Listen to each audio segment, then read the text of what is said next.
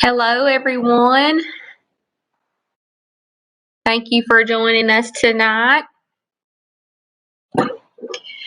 Tonight's session, we are going to talk about how to have healthy foods that we can enjoy. I know there's a lot of stigma around foods that are healthy that people think, oh, I can't eat that. It just doesn't taste good. You know, how can I fit those things into my diet? But actually, you can modify some of your regular foods. You can add in new foods to the foods that you like. And so we're going to discuss some of those things today. Our objectives for today are to understand how to take a healthy approach to eating, how to make some healthy choices, and how to enjoy the healthy food. So I just want to check in first about last week's session. This young child here looks like they're just kind of pondering, is this vegetable good or not? But we just want to check in and see how you did last week with more about carbs. We talked about that. Does anybody have any questions about last week's topic? Anything, any new carb that you tried to fit in that was a healthier carb, or anything that you cut out? Or reduce the amount even if you didn't cut it out. Just however you went about working on your plan for the week.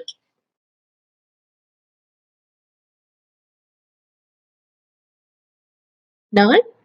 Okay, that's fine. So some things we're going to talk about today are some strategies just for healthier recipes overall. And so things that we can do to have healthier food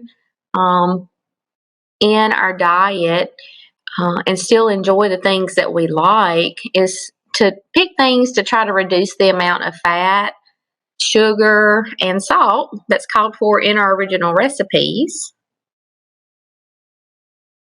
We can make healthier substitutions for some of the ingredients that's already in the original recipe and replace them with something that's healthier. You can omit certain ingredients altogether. You wouldn't need them, and we'll talk about some of those. You can change your cooking preparation method. Maybe you have always fried the things that you have enjoyed, and you can change the way you cook them. That way you can still enjoy them, but in a healthier version. Yeah.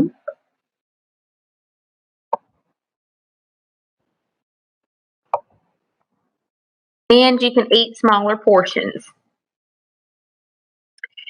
So we want to look at the healthy approaches to eating, making these healthy choices, and then in the end, we're going to make a new action plan.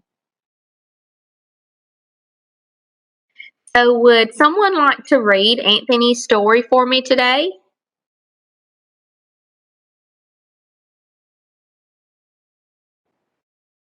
Paige, could you read this for me? Sure. So, can y'all hear me okay? Yes, ma'am. Okay. It says, on Wednesday, Anthony was on the go all day at work. He didn't eat lunch or even have a snack. While driving home, Anthony started feeling very, very hungry. When you get very hungry, you may feel anxious, confused, greedy, grumpy, lightheaded, have a rumbling stomach, shaky, or weak. Because Anthony was feeling this way, he stopped at a store on his way home. He bought a bag of potato chips. Then he ate half of the bag while sitting in the car. Sometimes Anthony eats even when he's not hungry.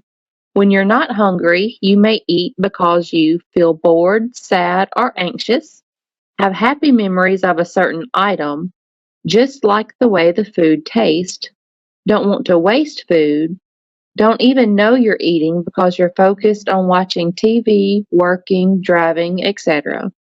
These days, Anthony tries to eat only when he's hungry, and he keeps cut up veggies handy at home and at work. That way, he never gets very hungry.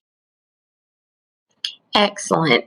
So we know these are all some things that people may feel when they get hungry, all these different emotions that we can have. It's strange how, even if we're not necessarily, our body is not definitely not starving, our mind, physically will make us feel some of these things.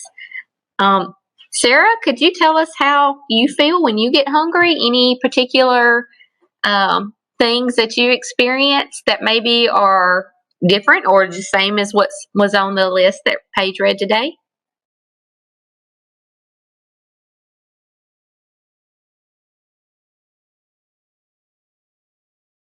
No? Well, Hey, Angel, she's on my phone. We're having technical difficulties, so she was no barely going worries. to hear half the question as I walked into her room. But she basically was asking, how do you feel when you start getting really hungry? Do you have any symptoms, any physical things? Do you feel weak or dizzy or rumbling stomach or anything that can tell you that you've gotten too hungry almost or gone too long? I think so, like a rumbling stomach or just feeling like low energy, like I need to fuel my body. Mm-hmm.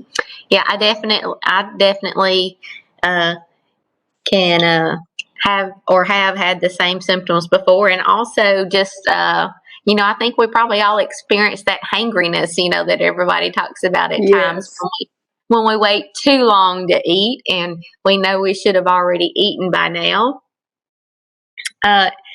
Does anyone ever make unhealthy choices when they wait too long to eat, when you've gotten very hungry?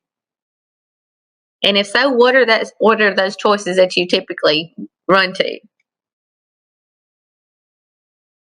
I think like fast food for me or like a convenience store if I'm just out and about and just trying to get something to eat really quick.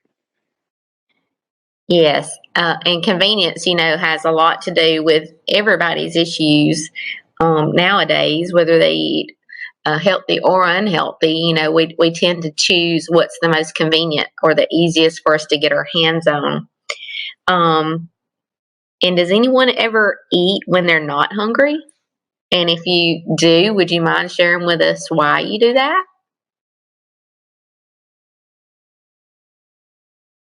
I do. I'll admit it. Number one, I'm an emotional eater, so I will eat in response to my emotions. And number two, also, I'm a mindless eater. So if like we're at family events, we'll stand around snacking and talking.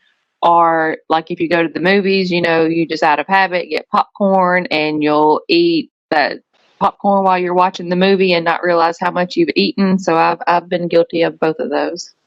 Yes, me as well, Paige. I think those are all habits that we all can fall into at times. Angel, this is Dr. Rayford. I'm a mindless eater, a boredom eater. If I don't have other structure in the day, in particular Sundays, where after church there's a lot of downtime, and so I find that the snacks that are available are so much more appealing to me, and I find myself eating, especially when I know I'm not hungry, where it's just downtime. And then another issue for me is I'm a insight kind of eater. So if there are kind of palatable foods that are in sight or accessible, then I'm more likely to eat it than and I'm not one that I'll go to the store just to buy that bag of potato chips, but if there's some chips in my house, I'm more likely to eat it because it's already in my house. And so I'm one where I do a lot better when the environment is controlled, because I'm not one that'll get in my car and drive to the grocery store for anything. Yes, sir. Again, that word convenience, what's right there handy in front of you as you walk past it, sitting on your counter. If you've got those snacks or those potato chips, it's so easy just to reach and grab for those. It's just the way our minds and our hands go to it. But that's something that we all obviously struggle with, but we're aware of that. And that's the thing, is that becoming aware and trying to make those healthier choices. So you can also eat the right amount. You can have some of those things, maybe some of those potato chips, hopefully a healthier version of them, maybe a baked, but eating them in the right proportion is as important as eating the healthier options, because although some options are quote unquote healthier, we might overindulge in them and then still get the risks that come with overeating, even though we ate something that we think is healthier. So we need to learn to only eat when we're hungry. And we've got to learn to listen to our body's hunger cues. We all work, we all have busy schedules, and sometimes we'll just push that hunger, little nudge to the back and say, I just can't stop right now. And then we'll just keep going forward. And then by the time we make time to actually stop and eat, that's when we're at that, that excessively hungry, that hangry stage. And we're like, I've got to have something now. And then we run and get the most calorie loaded thing that we can get, because we feel like we're famished. And we do need to learn to try to not eat when we're sad or bored. And I myself, I will sometimes when I'm bored, I'll try to look for something around me and I say, hey, have I got a snack in here, something I can do? And that's not good. So that's something that I need to be mindful of myself. Again, we don't need to wait to eat until we get that very hungry feeling, because then that leads us not just to eating calorie dense foods most likely, but also overeating. Eating out of a large bag, take that bag of potato chips. I'll tell you my weakness when it comes to potato chips, and I don't buy them a lot, but we do have them in the house from time to time, and that's vinegar and salt potato chips. Well, one, if I'm not getting them baked, they're bad for me that way, and then two, they've got a lot of salt in them, but they're addictive to me. And if I was to just grab the bag and eat them, I could just sit and eat them. So I try to make it a habit just to get me a little small handful out, or you can get a bowl, depending on what you're eating, and portion out your food. That way you make sure that you get the appropriate size. You can also use small plates or single serving packs. A lot of popcorn and nuts, they'll come in individual serving size packs, and that's great. That way you don't eat over what the actual serving size is, and you're able to more easily track your calories and all the nutrients that go along with it. Take your time eating as well. Focus on what you're eating. There's nothing wrong with enjoying what you're eating. Take in the taste of it. Don't just shovel it in so fast that you can't actually enjoy the taste of what you're eating and smell it and the looks and the sounds. Food is a beautiful thing, and it's obviously meant for us. It's what fuels our body. And we need to try to remember to look at it as more of a treasure and enjoy it. Just like all the other things that have been given to us to enjoy, food is one of those things, as long as we do it in an appropriate manner. And this, I know myself, I've been guilty of this in the past. I don't necessarily read and eat, but now I will sit down and watch TV and eat. And I have been known to get me something to eat while I'm driving down the road, and it's those distractions that lead us to overeat. And another way we can eat the proper amount is by eating slower. If we will eat slower, chew our food purposefully, swallow, then that's going to help our brain receive that signal that says you are full. But when we eat fast, our body is there's kind of a lag between the catch-up there between the stomach and the brain, saying, hey, you've shoveled all this food in really, really fast, and it's a large amount, but your body's still not had the shut off yet that says you're full. But pay attention to those cues, not only of when you're hungry, but when you are full. If you've had that first sigh, you need to stop. You need to cut it off. You've reached the right amount, that your body needs. So just pay attention to those cues. And these are just some handouts that we have that talk about portion distortion in our society today. And I'm sorry that this is a little blurry. Our portion sizes are grossly enlarged. They are not normal portion sizes, and I wish I had downloaded another slide into this, but I saw, and you all can look for yourselves on the internet, I saw where there was McDonald's cups in the small, medium, and large size of the McDonald's cups in American size, and then they had a small, medium, and large in I believe it was China, in Chinese sizes, and there's a huge difference. That their portion size is much different than our portion size, and just because what we get at a restaurant is what's put on our plate does not mean that that's an actual portion size, as well as what we pick up in the drive-through line. As you can see here in these pictures, you can see that it's really half of the burger and maybe a little less than half of the fries. The veggies on it are fine. You can have all of that you want. And it's a smaller amount of ketchup than what you would think. That's probably one area that I overindulge. If I was to have something like this as ketchup, well, I'll just keep pouring the ketchup to it because I love ketchup with my fries.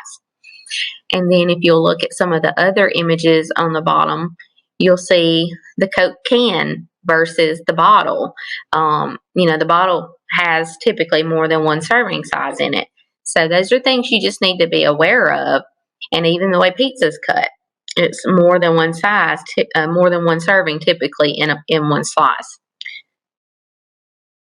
So we need to reduce the amount of fat, sugar, and sodium in our recipes and our diet altogether.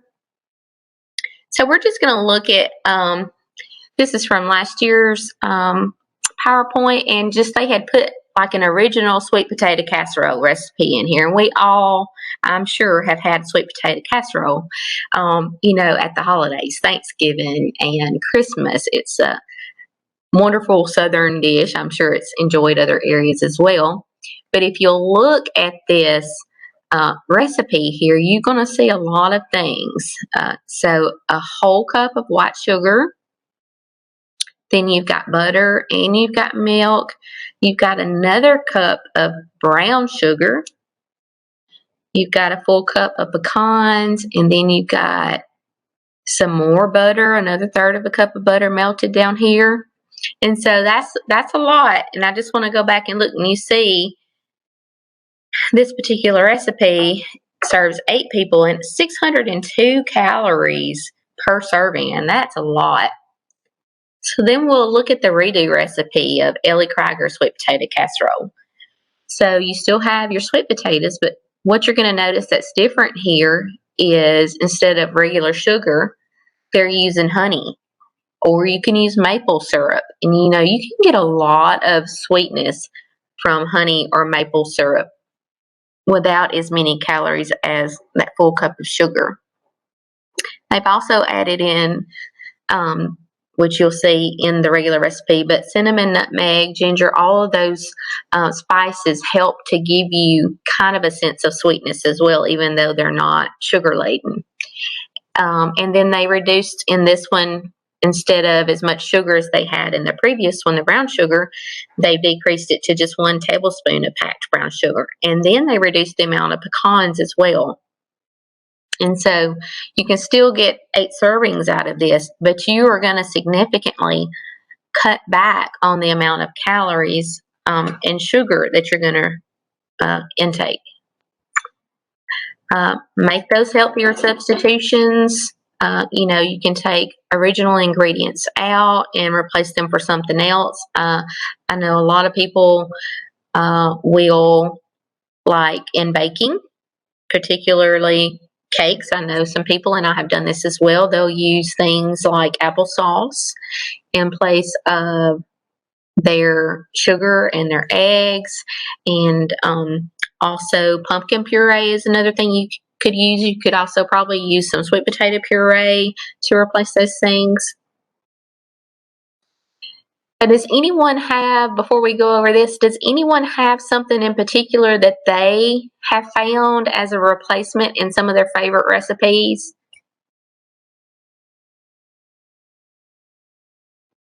I know Sarah uses a lot of maple syrup in things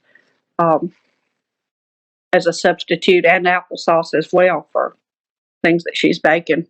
Mm-hmm. And So I think go ahead. Some people use the natural stevia, which is different from the mass marketed stevia.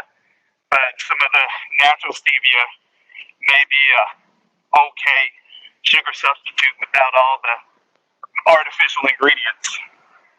Yes, sir, that is correct. One thing I have found, and I mentioned it briefly just a moment ago, is pumpkin puree. And so I found out that you could make muffins if you just take whichever cake mix that you like, your favorite flavor of cake mix. And I've done this before with devil's food cake.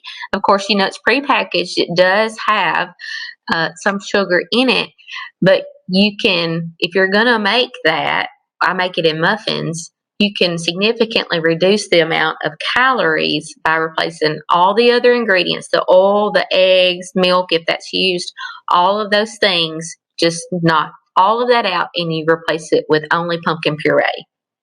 And they're wonderful, they're moist, and I don't feel as guilty when I eat one. So that's something I've learned to use, and I like that a lot. Also, instead of whole milk or heavy cream, of course, you know, you can use skim milk, 1%. They've even got evaporated skim milk, fat-free, half-free, soy milk, and nowadays we even have oat milk as well. So you could use that in place of any of those. Instead of shortening butter and oil in bacon, this is kind of similar to what I was talking about, you just use some applesauce or even prune puree. Prunes are really sweet, and they're tons of fiber as well. For half of the butter, shortening or oil, but you may need to reduce your baking time by about 25%. So those of you that are bakers, you know, be aware of that. Replace your full-fat sour creams, cottage cheese, and ricotta cheeses with the lower-fat version. You can replace them with buttermilk, non-fat plain yogurt, or 0 or 2% Greek yogurt. There's 1% cottage cheese, and there's also a part skim ricotta. And instead of cream or heavy whipping cream, you can use the evaporated milk, non-fat whipped topping or cream. And for eggs, you can just use the egg whites. You'll use 2 egg whites for every 1 egg. So you'll need to remember that in your recipes. If you're substituting for a whole egg, use 2 egg whites. Or you can use 1/4 cup of butter or oil. And for replacement of butter or oil, you can use light or whipped butter or a canola oil spray.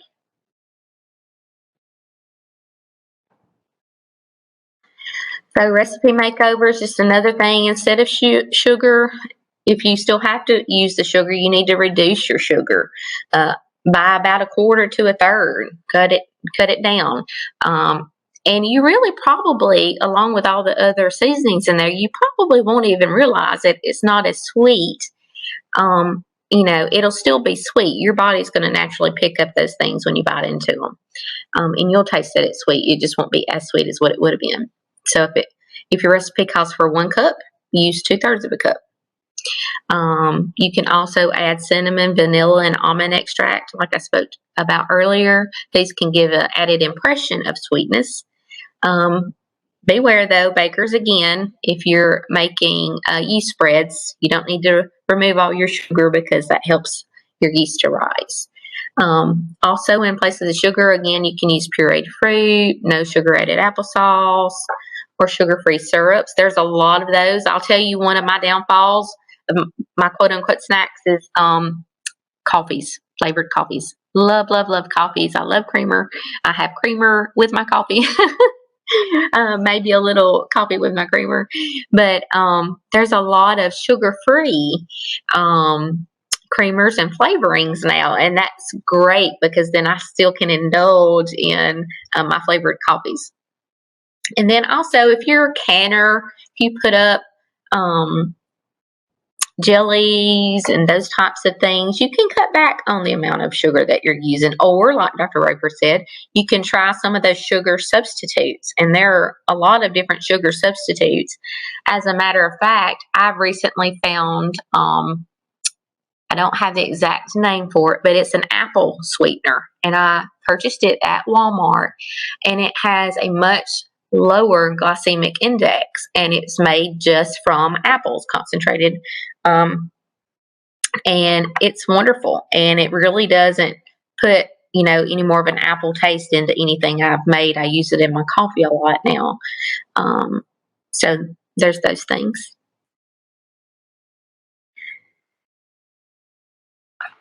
So does anybody have any tips and tricks for getting healthier options in on your favorite foods? Maybe your spaghetti or lasagna, anything that you've made that you've learned, those tricks, those areas where you can cut and add in healthier things.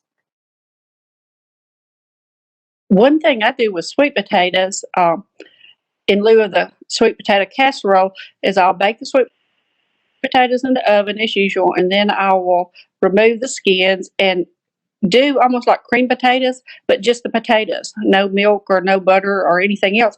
But they have to be vitamin sweet potatoes that are, the special ones that taste so sweet naturally. But really all it is the potato itself, and in a consistency much like cream potatoes, whipped with a mixer, and my family will eat it, as they would have sweet potato casserole. Absolutely, and I think a lot of people have just gotten used to eating sweet potatoes the old-fashioned way with all the stuff added in, and you can still add in the things like cinnamon and nutmeg and vanilla without adding the extra sugar. But really, if you would start eating like you're doing a sweet potato by itself, the more you eat it like that, the sweeter it becomes. I thoroughly enjoy just a sweet potato by itself.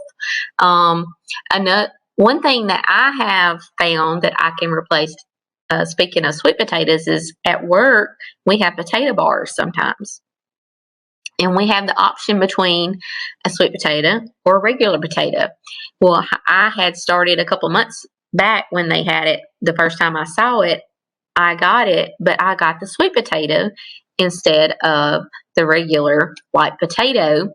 And I did have some chili put on it, but you would be amazed at how good that was. And I've had Cortina, one of our co-workers, try it, and she likes it too now. So you wouldn't think that, but if you're having a potato bar at your house for like a get-together or something like that, have some sweet potato options as well, because they really are good with different things. And we had a potato bar today, and I had mushrooms on it instead of having regular meat. So that was great.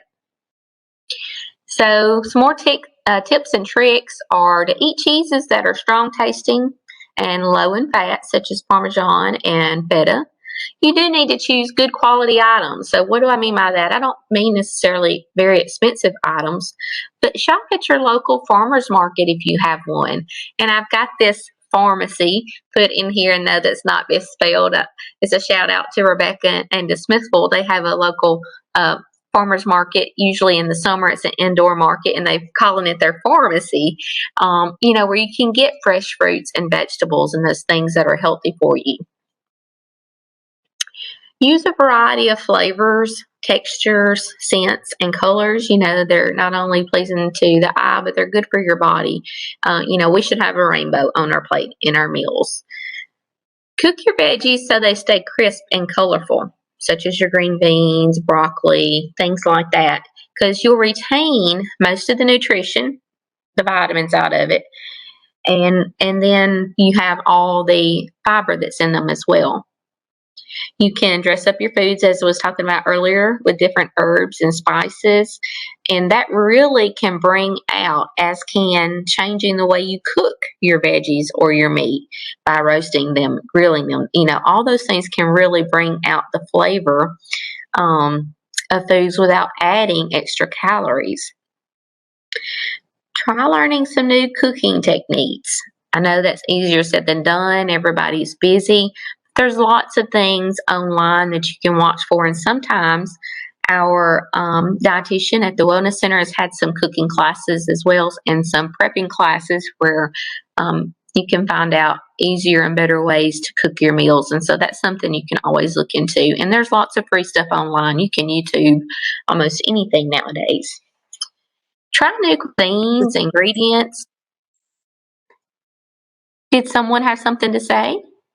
I was just going to say, from the chat, there's a comment that someone uses tofu noodles for the spaghetti and the plant-based beef for the spaghetti, and then regular Emerald Lagasse spaghetti sauce.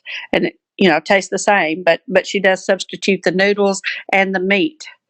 Ooh, I need to know I where you found got that the tofu noodles at. I would like to try those.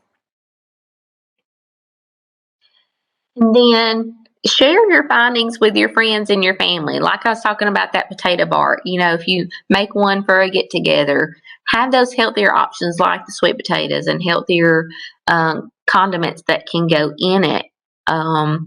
And show your family and your friends that you can have healthier options in the things that you enjoy, and they can see the benefit. And if they see you enjoying it, most likely they will try it. Remember to choose low in calories, low in fat, low in sugar. You want your foods to be high in fiber and water. We know fiber is great for us. Water is needed, not just great, but absolutely needed for us. And then make sure that the things you choose are high in vitamins, minerals, and protein. So just some comparisons here. If you take a half a cup of regular pudding, you get about 153 calories out of that. But if you'll replace that with a half a cup of plain non-fat yogurt and 1 teaspoon of jam, that's only 85 calories.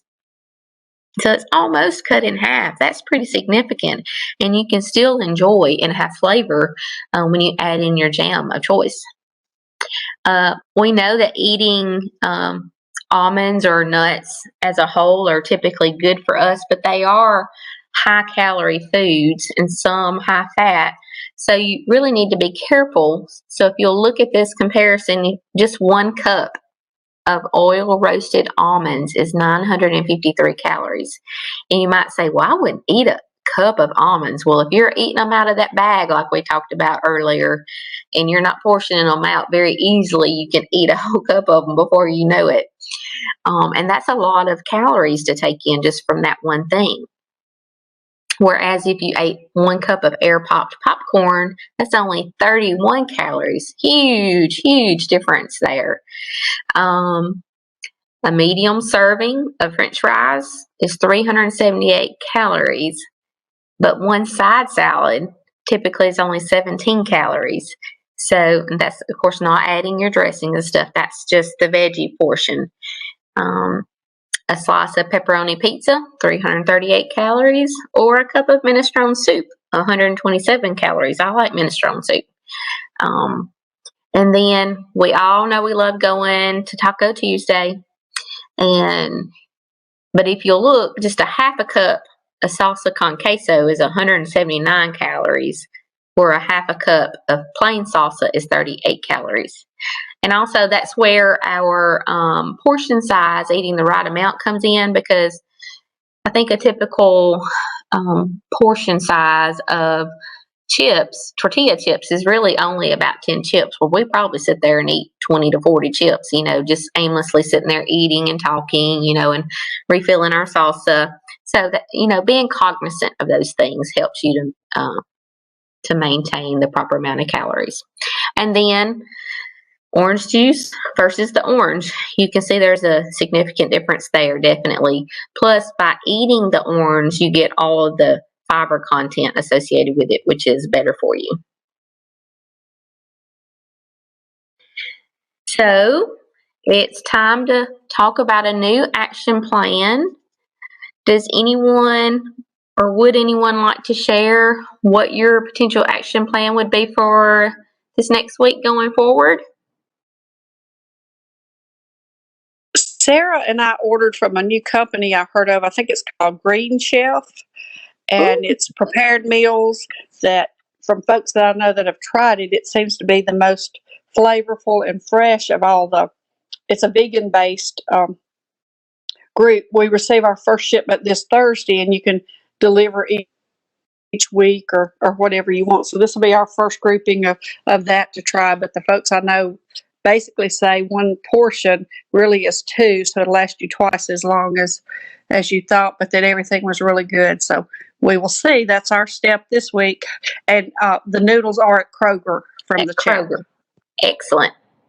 And I will say Rebecca's really good about following her portion sizes whenever she gets something at work to eat. I happen to be across the hall from her that she will take it and she'll half it out and put the other half in the refrigerator and have it for the next day. So she's doing good working on those portion sizes. So everyone make them a new action plan for this week on making healthier choices, enjoying the healthy foods, try to get in those colorful things, substitute some of the not so healthy options in your recipes for healthier options. Does anyone have any questions or comments?